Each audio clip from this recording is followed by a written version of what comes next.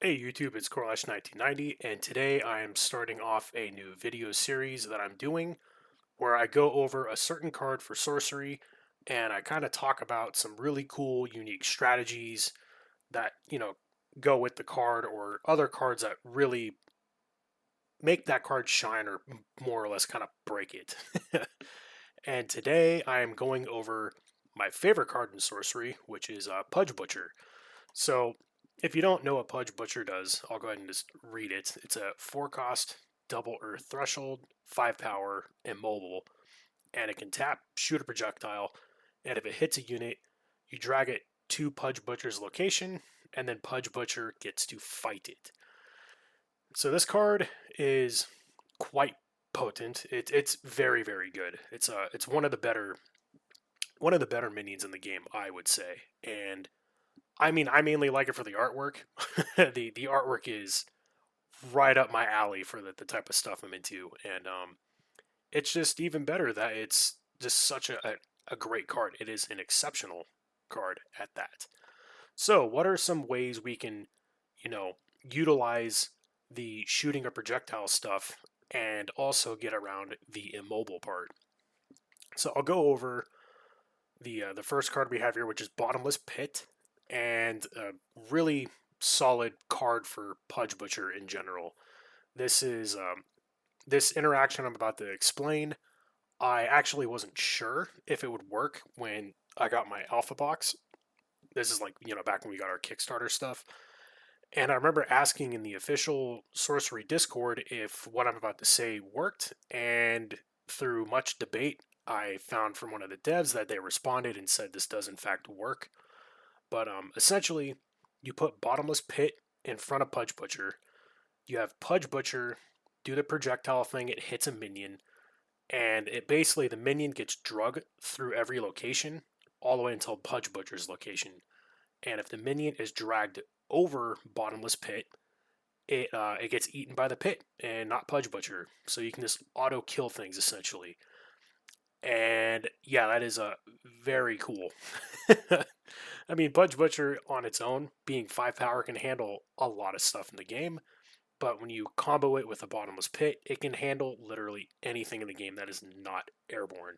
So, yeah, Bottomless Pit, very good card to synergize with Pudge Butcher. Next, we'll go over the Overbearing Bailiff. This is a 3 cost, 0 power minion. But as long as it's on your back row and there's no royalty nearby, it essentially is a 7 power minion. So keep Pudge Butcher with it, or on the back row close to it. And if you're lucky enough, or do some movement shenanigans, you can hook your opponent's avatar with the Pudge Butcher and then drag it over to the Bailiff for them to wail on it. And that is a pretty good strategy as well. But again, just make sure there's no royalty nearby. Pretty much shuts this card off. Or if your opponent pushes this thing away from the back row, that is also something to keep in mind. And some other cards that kind of coincide with the Bottomless Pit is Wall of Fire and Wall of Brambles.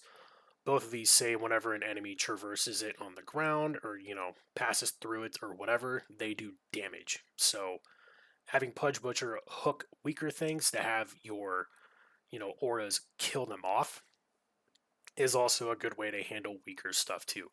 Though maybe there's better things for your Pudge Butcher to handle, but this is still a nice option to have, and it kind of ties in with the Bottomless Pit. Now, since Pudge Butcher is immobile, so it can't move, it can't take an attack action. I mean, it can fight with its hook thing, but immobile means it just can't. It's just stuck where it is. So some cards to get around that are, of course, teleport. Teleporting your Pudge Butcher wherever you need it is always really good. In fact, most of my decks that run Pudge Butcher have always had air with them because it really does mitigate that immobile ability that Pudge Butcher has. Though my favorite card to move Pudge Butcher around is Grapple Shot.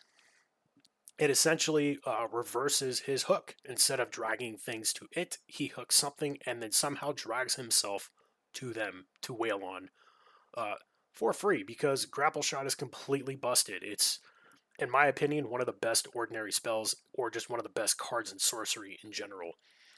and being able to utilize Pudge Butcher's hook for dragging to you or dragging it to them is insanely good. And yeah, that's pretty much the video. These are just some really good cards that I have discovered while playing sorcery that work really well with Pudge Butcher, and being one of my favorite minions, I have definitely tested out quite a bit of stuff with Pudge Butcher. Nor the Avatar Earth. I had to pick an avatar to kind of set up the video here. But yeah, if you have any other unique strategies with Pudge Butcher, or a lot of this stuff could work with Nelly Long Arms too. Make sure to let me know in the comments down below. And yeah, make sure to like, comment, subscribe. I'll have a link to my Discord in the description down below. And until next time, I'll catch you all later. See ya.